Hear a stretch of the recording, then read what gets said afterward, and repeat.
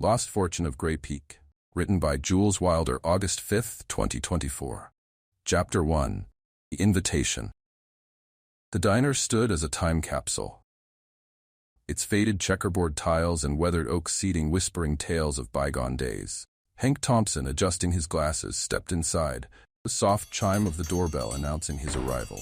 The warm glow of old-fashioned pendant lights bathed the room in a cozy amber hue, while the gentle hum of conversation filled the air. The diner buzzed with activity.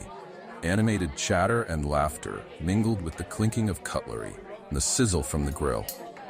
Customers talked with their hands warmed with hot cups of coffee, some enjoying mouthfuls of pie, their voices blending into a cheerful jumble of sound.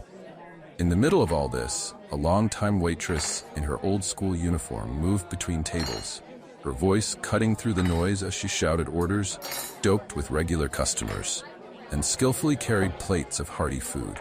His eyes quickly found the familiar faces of Sam Carter and Gene Murphy seated in a cozy corner booth. The table was set with steaming mugs of coffee and a small pot of tea, its floral scent mingling with the aroma of freshly baked goods. Sam's weathered face lit up with a grin as Hank approached, while Gene gave a slight nod, his Irish lilt evident in his greeting. "Ah, Hank, it's been ages. Sit down, Sam said, patting the seat beside him. "We've got a bit of an adventure on our hands." Hank took a seat and glanced at the old map sprawled out on the table. It was yellowed with age, adorned with cryptic symbols and faded ink. Attached to it was a small, old-fashioned key. Gene, adjusting his bow tie, leaned in with a twinkle in his eye.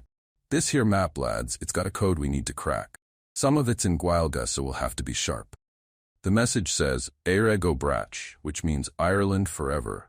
But it's more than just a sentiment. I believe it's a clue." As Hank examined the map and key, the waitress approached, carrying a pot of coffee. Her name tag read, Maggie. He leaned in slightly, curiosity evident. "That looks like an old treasure map. Are you gents planning an adventure?" Sam chuckled. "You've got a keen eye, Maggie. We're actually trying to decipher it. Any chance you know something about Grey Peak's history?" Maggie smiled, pouring fresh coffee into their mugs. "I've heard a few stories from the regulars. Old Mr. O'Leary used to talk about hidden treasures and secret codes. He always said the library was the key to finding them." Hank looked up, intrigued. "Did he ever mention anything specific?" "Just that the first clue was hidden in an old book about the town's history," Maggie replied. "If you find that, it might lead you to the next step." "Thanks, Maggie," Sam said, nodding appreciatively. "We'll definitely check it out." As Maggie moved on to another table, the three men leaned in closer, their excitement growing. "Well, that confirms it," Sam said. "We need to head to the Grey Peak Library." Hank nodded, his curiosity piqued. "And if we're lucky, the map will lead us to the treasure." Gene tapped a spot on the map. "The code here is intricate. It says find the book where time stands still, which means we need to look for a tome about the town's history." Hank, more intrigued, leaned in even closer. "And you think this map leads to it?" "Aye," Gene replied, his accent thickening. "From what I can decipher, it points to various landmarks around town. We've got to start at the Grey Peak Library." After settling their bill with Maggie, who gave them an approving nod for their adventurous plans, the group stepped out into the crisp evening air. The diner's neon sign flickered softly in the twilight, casting a nostalgic glow over the street. They walked down the main street of Grey Peak, the town's charming old buildings casting long shadows as the sun dipped lower. Sam led the way, his stride confident as he navigated the familiar streets. Gene and Hank followed, their footsteps echoing softly on the pavement. The street lamps began to flicker to life, illuminating the way with a warm, golden light. As they approached the library, the building's grand facade loomed ahead, its towering columns and intricate details bathed in the soft glow of the street lamps. The library's large wooden doors were slightly ajar, welcoming them inside. Chapter 2. The First Clue. The library's grand entrance led to a spacious, dimly lit foyer. The trio was greeted by Emma, a young librarian with a welcoming smile and a hint of curiosity in her eyes. With her dark hair neatly tied back and glasses perched on her nose, she exuded a mix of professionalism and enthusiasm. "Good evening, gentlemen," Emma said. What brings you to the library at this hour? Sam held up the map. We're on a bit of a treasure hunt. We were told that the first clue might be hidden in an old book about the town's history. Emma's eyes sparkled with interest. Treasure hunt, you say? That sounds fascinating. Follow me. I think I know just where to look. Emma led them down a corridor lined with tall bookshelves, each packed tightly with volumes of every size and color. The scent of aged paper filled the air, and the quiet was only broken by the occasional rustling of pages from distant corners of the room. They reached a section of the library where older, more delicate books were stored. Emma carefully selected a dusty volume from the top shelf and handed it to Sam. This is one of our oldest books about Grey Peak's history. If there's a clue hidden in here, it's likely to be within these pages. As Sam began to carefully flip through the pages, Emma glanced around the library, her expression thoughtful. This book has been here for decades. It's possible that someone might have hidden something inside it long ago. Sam picked up the first book in the stack, its leather cover cracked and worn. Grey Peak, a historical chronicle, he read aloud. Sounds promising. Jean adjusted his glasses and opened the book. We need to find something about where time stands still. Look for any references to clocks, sundials, or anything related to time. Hank scanned the index, his finger trailing down the list of entries. There's a chapter on the town square. That's where the old clock tower is. As they delved into the book, Maggie's hint about the library echoed in their minds. Sam flipped through the pages, stopping at an illustration of the town square with the clock tower prominently featured. Here, he said, pointing to the drawing. It says the clock tower was a gift from the town's founder, installed to symbolize the enduring spirit of Grey Peak. Jean leaned in, examining the text. It mentions a hidden compartment at the base of the tower, used by the founder to store important documents. Could be where the next clue is hidden. Emma, intrigued by their findings, offered to help. I can get you access to the archives. They might have more detailed blueprints of the clock tower. Sam nodded appreciatively. That would be very helpful, Emma. Thank you. As Emma left to retrieve the blueprints, the men continued to pore over the history book, sharing their theories and thoughts. The library's stillness was occasionally interrupted by the soft thud of books being placed back on the shelves, or the whisper of pages turning. Remember the inscription on the map?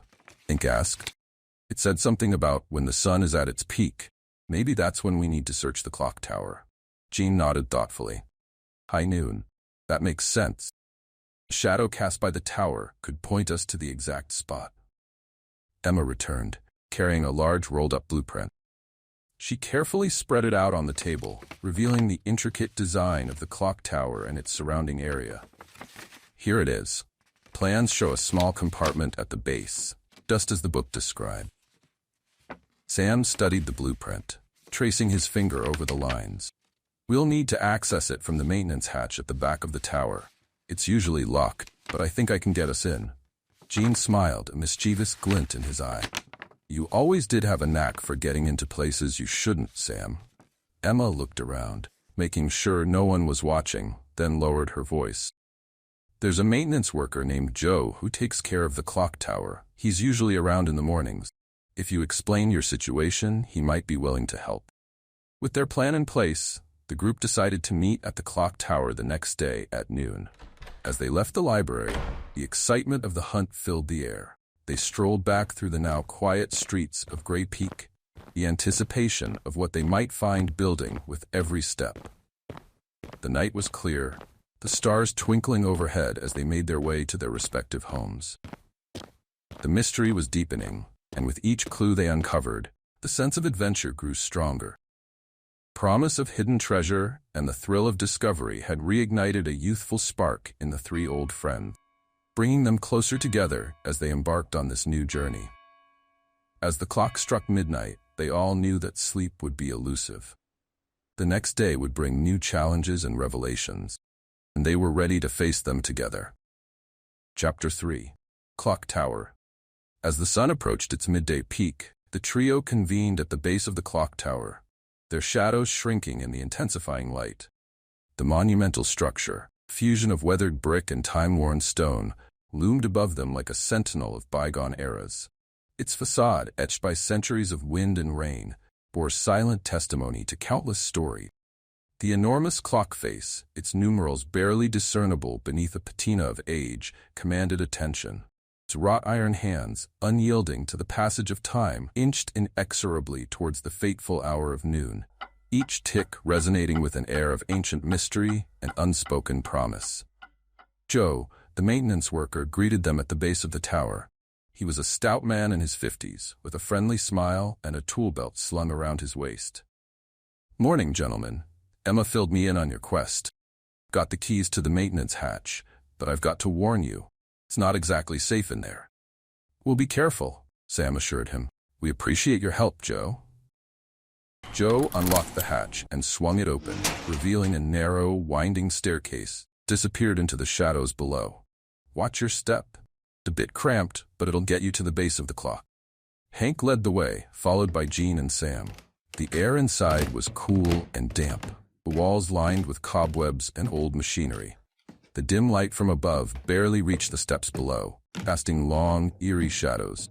As they descended, the sound of the clock's ticking grew louder, echoing through the narrow passage. At the bottom, they found themselves in a small, dusty room filled with gears and levers, heart of the clock tower's mechanism.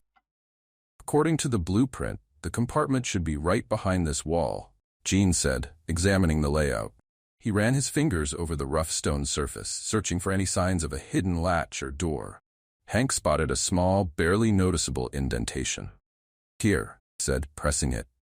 The wall shifted slightly, revealing a hidden panel that swung open with a creak. Inside the compartment lay a small, ornate box adorned with intricate carvings. Sam carefully lifted it out and placed it on a nearby table. The box was securely locked, but they had the old key they had found attached to the map. "Moment of truth," Sam said, inserting the key into the lock. It turned with a satisfying click, and the lid popped open. Inside the box was a faded piece of parchment, covered in the same cryptic symbols as the map. Jean studied it intently, his eyes lighting up as he deciphered the message. "It's another clue. Where the river bends and the willow weeps, there lies the heart of the town's secrets." Hank furrowed his brow. "The river bend? That must be the old mill, and the willow tree is in the park next to it." Sam nodded, his excitement growing. "We're getting closer. Let's head to the mill and see what we can find." As they climbed back up the staircase and emerged into the daylight, Joe gave them a curious look. "Find what you were looking for?" "We're one step closer," Sam said with a grin. "Thanks for your help, Joe. We'll take it from here." The walk to the old mill took them through the heart of Grey Peak, past charming shops and bustling cafes. The townsfolk went about their day, unaware of the adventure unfolding around them. The mill, a relic from the town's early days, stood by the river's edge. Its wooden frame was weathered and worn, but it still held a certain charm. The willow tree next to it swayed gently in the breeze, its long branches dipping into the water. "This is it," Hank said, looking around. "Now we just need to find the next clue." Jean walked over to the base of the willow tree, where the roots twisted and turned like ancient serpents. "The heart of the town's secrets. It must be hidden somewhere around here." Sam joined him, carefully examining the ground. "Look for any signs of disturbance. If there's something buried here, we'll find it." After a few minutes of searching, Hank called out, "Over here, there's a loose stone." They gathered around as Hank pried the stone loose, revealing a small metal box buried beneath. He lifted it out, brushing off the dirt. "This has to be it," Hank said, opening the box. Inside was another piece of parchment, this one even older and more fragile than the last. Jean carefully unrolled it, his eyes scanning the text. It is a map of the town, but it's marked with a series of X's. Each one corresponds to a significant location: town hall, the church, the market square. Sam frowned. "Why mark all these places? What's the connection?" Jean's eyes widened as he pieced it together. These aren't just random locations, they form a pattern. When connected, they outline the shape of a key. Key to finding the treasure. Hank looked at the map, realization dawning on his face. The final clue: it's hidden in the town's most iconic landmark, a place where time truly stands still. "The clock tower," Sam said. "We need to go back." As they made their way back to the clock tower, Pieces of the puzzle began to fall into place. The excitement was palpable, and the sense of adventure that had brought them together in the first place now drove them forward with renewed determination. Back at the clock tower, they retraced their steps to the hidden compartment. Jean examined the carvings inside the compartment more closely, realizing they formed a pattern that matched the key on the map. "Here," he said, pressing the symbols in a specific order. The back of the compartment slid open, revealing a hidden chamber. Inside the chamber was a small, ornate chest, glimmering in the dim light. Sam lifted it out, his hands trembling with anticipation. "This is it," he said, opening the chest. Inside, nestled among old documents and trinkets, was a small iron key and a note. The note read, "To those who seek the heart of Grey Peak, this key will unlock the town's greatest secret. Use it wisely." As they stood there, the weight of their discovery sinking in, they knew their adventure was far from over. Key was just the beginning, and the secrets of Grey Peak were waiting to be uncovered. Chapter 4. The Heart of Grey Peak. Three friends stared at the iron key, each lost in thoughts of what it might unlock. The note hinted at a significant secret, but the mystery of where the key belonged lingered in the air. Jean gently folded the note and placed it back into the chest, while Sam carefully tucked the key into his pocket. "We need to figure out where this key fits," Hank said, his voice tinged with determination. "It must be somewhere important, something tied to the heart of Grey Peak." Jean nodded. "Aye, something hidden in plain sight. We've already searched the clock tower, the library, and the old mill. Got to be a place central to the town's history." Sam's eyes lit up with a sudden realization. The town hall, the oldest building in Grey Peak and the center of all historical records. If there's a place that holds the town's greatest secret, that's where we'll find it. The trio made their way to the town hall, the excitement of their adventure mounting with every step. The building stood majestically at the town square, its grand facade and imposing columns a testament to its historical significance. The sun cast long shadows across the square, giving the old building a timeless, almost eerie quality. As they approached the entrance, Hank hesitated. "Do we have a plan on how to get inside? It's usually locked up tight." Jean grinned, holding up a small ring of keys. "Emma gave these to me. She said the janitor keeps spares for emergencies. Looks like we've got all the luck today." Inside the town hall, the atmosphere was hushed and solemn. The walls were lined with portraits of past mayors and town officials, their stern faces watching over the empty corridors. The air was cool and smelled faintly of old paper and polished wood. "We need to find the oldest part of the building," Sam said, leading the way. "That's where they would have hidden something important." They made their way through the corridors, finally reaching the basement level. The basement was a labyrinth of storage rooms and old offices, some of which hadn't been touched in decades. Dust particles swirled in the beams of their flashlights as they scanned for any signs of a hidden chamber. "Over here," Hank called out, pointing to an old wooden door reinforced with iron bands. "This looks promising."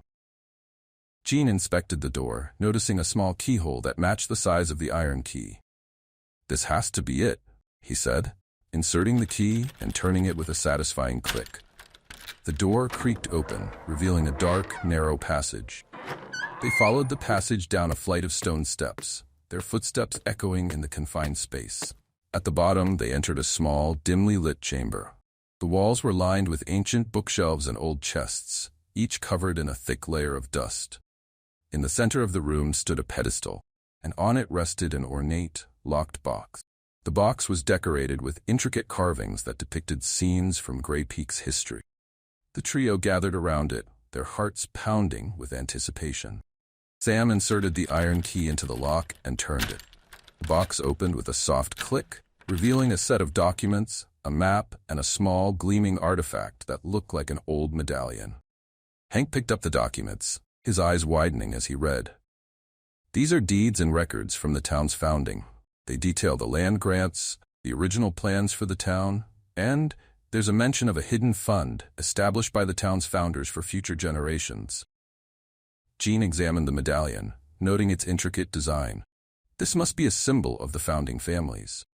It's beautifully crafted, and it looks like it has a hidden compartment. With a delicate touch, Jean pressed a tiny latch on the medallion, revealing a hidden compartment inside. Tucked within was a small, folded piece of parchment. He carefully unfolded it, revealing a detailed drawing of Grey Peak, with markings indicating a series of underground tunnels connecting key locations in the town. These tunnels, Jean said, tracing the lines on the map. They connect the town hall, the church, the market square, and several other historic buildings. They were designed as escape routes in times of trouble, but it looks like they were also used to move valuables and important documents in secret. Sam leaned in, studying the map. If we follow these tunnels, we might find more hidden treasures or records that could change our understanding of Grey Peak's history. Hank nodded, his excitement growing. This is just the beginning. We've uncovered a part of Grey Peak that's been hidden for generations. We need to explore these tunnels and see where they lead. As they stood in the dimly lit chamber, the weight of their discovery sank in. The iron key had unlocked not just a hidden room, but a doorway to the past. The secrets of Grey Peak were beginning to reveal themselves, and the trio knew that their adventure was far from over. Sam placed the documents back into the box, and Jean carefully relocked the medallion's compartment. Hank folded the map and tucked it into his jacket. They knew they had a long journey ahead. The thrill of discovery and the promise of uncovering more secrets spurred them on. As they made their way back up the stone steps and out into the daylight, the town of Grey Peak seemed to hold its breath, waiting for the next chapter in its long, storied history to be written.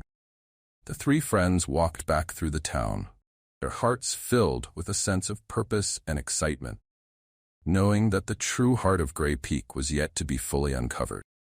This short story was brought to you by Jules Wilder, where every voice tells a unique story. Remember to subscribe and stay tuned for more tales that unravel secrets and intrigue, leaving you eagerly anticipating what comes next.